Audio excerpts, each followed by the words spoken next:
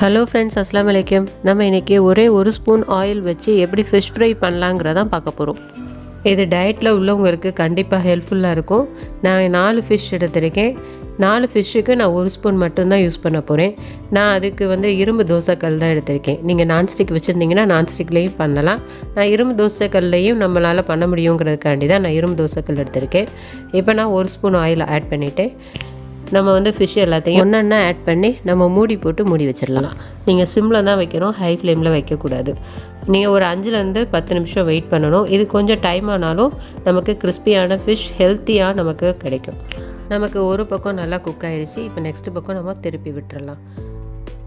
திரும்பியும் ஒரு 5 நிமிஷத்துலேருந்து 10 நிமிஷம் வரைக்கும் நம்ம சிம்லேயே வச்சு மூடி போட்டு வச்சிடலாம். இப்போ பாருங்கள், சூப்பரான கிறிஸ்பியான ஃபிஷ் நமக்கு ரெடி ஆயிடுச்சு. ரொம்ப ஹெல்த்தியாக ரெடி ஆயிடுச்சு. இந்த வீடியோ பிடிச்சிருந்துச்சுன்னா மறக்காமல் லைக் பண்ணிவிட்டு சப்ஸ்கிரைப் பண்ணிடுங்க ஃப்ரெண்ட்ஸ்.